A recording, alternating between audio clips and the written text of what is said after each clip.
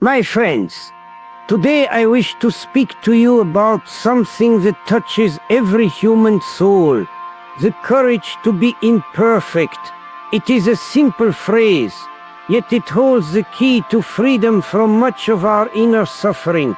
We live in a world that measures us constantly. At every turn we are compared, evaluated, ranked. We are told we must be better, faster, more beautiful, more successful. In such a world, imperfection feels like failure, but in truth, it is the most human thing about us. Let us pause here for a moment. Think of a child learning to walk. The child falls, stumbles, rises again. We do not call this failure, we call it learning. And yet as adults we often forget this natural kindness toward ourselves. We expect perfection and condemn our efforts when we fall short. When we do this, we feed the feeling of inferiority that lives in every human being. Now inferiority is not evil. It is the beginning of all striving. To feel small is not a curse. It is the first step toward growth. The danger lies not in feeling inferior, but in letting that feeling turn into despair, into the belief that we are less than others. In my years of study and in my heart I have learned this truth. Every act of the human soul has a purpose. Even our mistakes, our doubts, our fears, they serve some goal often hidden from our awareness. The task of psychology is not to judge these actions, but to understand them, to uncover the purpose behind them. When we feel inferior, we often compensate. Some do so by striving for excellence, others by retreating into excuses. Some seek to dominate, to prove their worth by controlling others. But the healthiest compensation, my friends, is to grow in cooperation, to turn our striving toward the common good. Here lies the foundation of what I call social interest, or Gemeinschaftsgefühl, our innate capacity to feel at home in humanity, to live as part of a greater whole. A person with social interest does not ask, am I better than others, but rather, how can I contribute? For when we strive only for superiority over others, we remain trapped in comparison and loneliness. But when we strive for contribution, we find belonging. Let us pause again.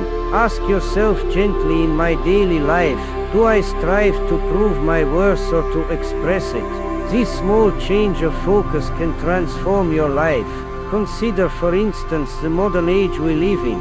Everywhere we see images of perfection on screens, in advertisements, in social media. We compare our private struggles with the polished successes of others. And so we become anxious, restless, ashamed.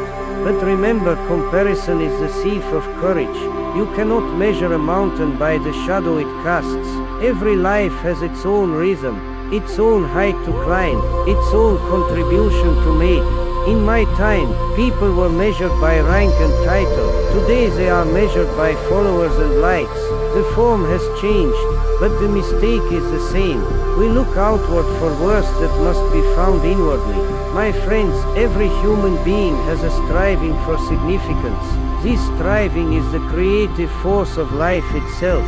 But when it loses its social direction, when we strive only to rise above others, we fall into neurosis, isolation and discouragement. The cure is not to abandon striving, but to redirect it toward connection and usefulness.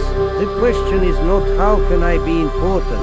The question is how can I be of use? Encouragement then becomes the most powerful medicine of all.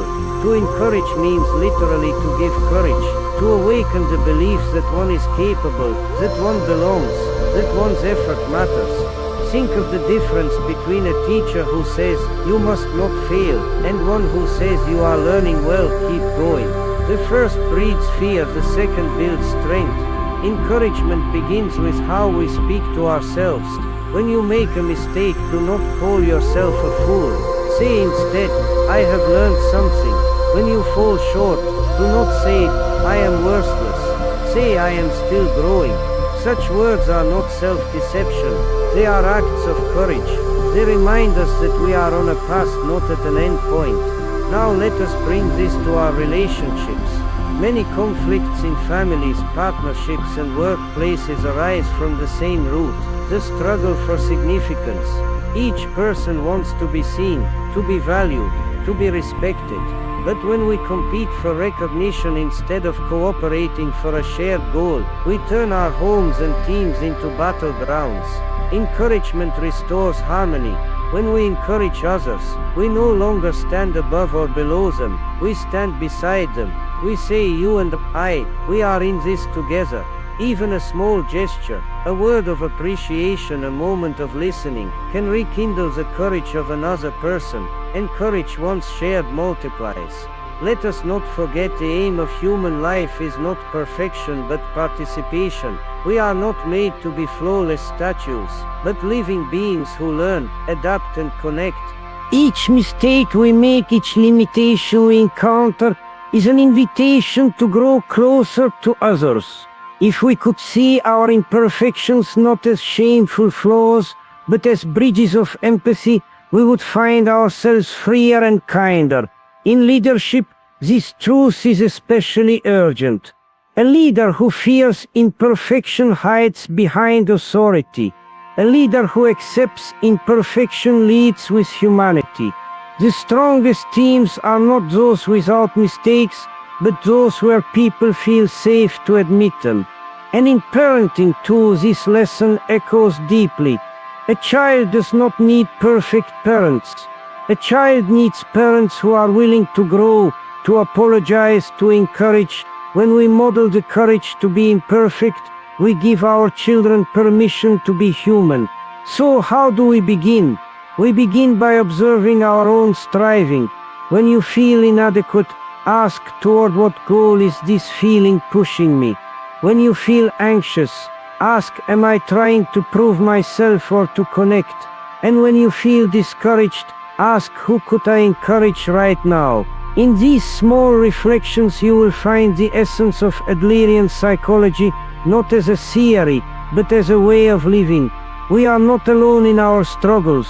Each of us stands in the circle of humanity, imperfect yet capable, insecure yet creative, small yet significant.